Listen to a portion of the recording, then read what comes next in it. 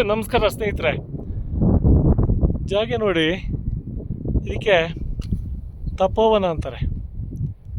ನೋಡಿ, ನಾವು ಇಷ್ಟ ತನಕ ಬಂದಿರುವಂಥದ್ದು ಜಾಗಗಳೆಲ್ಲ ಗುಡ್ಡ ಕಲ್ಲು ಬಂಡೆಗಳನ್ನೆಲ್ಲ ಹಚ್ಚಿಕೊಂಡು ಬಂದದ್ದು. ತುಂಬ ಕಷ್ಟಕರವಾದಂಥ ಚಾರಣದಲ್ಲಿ ನಾವು ಇಲ್ಲಿವರೆಗೂ ಬಂದಿದ್ದೇವೆ. ಆದರೆ ಈ ಜಾಗೆ ಹೆಸರು ಹೇಳ್ತದೆ ತಪೋವನ ಅಂತ. ತಪೋವನ ಅಂದರೆ ಏನು?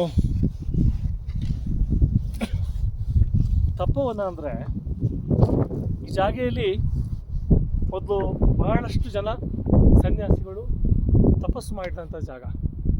ಸ್ನೇಹಿತರೆ, ನೀವು ಗೂಗಲಲ್ಲಿ ಹಾಕಿ ನೋಡಿದರೆ ತಪೋವನ ಅಂತ ನೀವು ಟೈಪ್ ಮಾಡಿ, ನಿಮಗೆ ಸಾಕಷ್ಟು ವಿಚಾರಗಳು ಗೊತ್ತಾಗ್ತದೆ.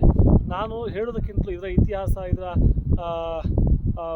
ಕಾರಣ ಮತ್ತು ಇದರ ಬಗ್ಗೆ ಸಾಕಷ್ಟು ವಿಚಾರಗಳು ನಿಮಗೆ ಖಂಡಿತವಾಗಿ ಗೊತ್ತಾಗ್ತದೆ.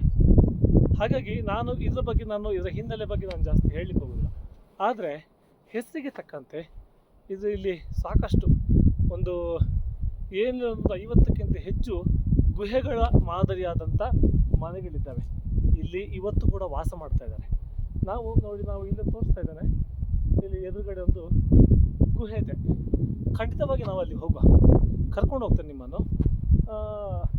ಯಾಕೆ ಈ ತಪೋವನ ಹೀಗಿದೆ ನೋಡಿ. ಇಡೀ ಸುತ್ತಲೂ ಗುಡ್ಡ, ಸುತ್ತ ಬೆಟ್ಟ ಇದೆ, ಮಂಜುಗಡ್ಡೆಯಿಂದ ಆವರಿಸಿದೆ. ಆದರೆ ಈ ಜಾಗೆಯಲ್ಲಿ ಯಾವುದೂ ಇಲ್ಲ. ನಾರ್ಮಲ್ ನಮ್ಮ ಊರಲ್ಲಿ ಹೇಗಿದೆಯೋ ಹಾಗೆ ಇದೆ. ಅದು ವಿಶೇಷ. ಎಲ್ಲ ಸೈಡಲ್ಲೆಲ್ಲ ಐಸ್ ಇದೆ, ಎಲ್ಲನೂ ಇದೆ. ಇಲ್ಲಿ ಮಾತ್ರ ಅದಿದೆ. ಸ್ವಲ್ಪ ವಿಶೇಷವೇ ಅಂತ ಅನ್ನಿಸ್ತದೆ. ನೋಡುವ, ನಾವು ಒಂದು ಗುಹೆಗೆ ಹೋಗಿ ನಾವು ಒಬ್ಬರು ಸನ್ಯಾಸಿಗಳನ್ನು ಮಾತಾಡುವ, ನೋಡುವ ಏನು ಮಾಡ್ತಾರೆ ನೋಡುವ. Thank you very much. ಸನ್ಯಾಸಿಗಳನ್ನು ಮಾತಾಡಿ ಆಮೇಲೆ ಮಾತ್ರ ಮಾತಾಡ್ತೇನೆ.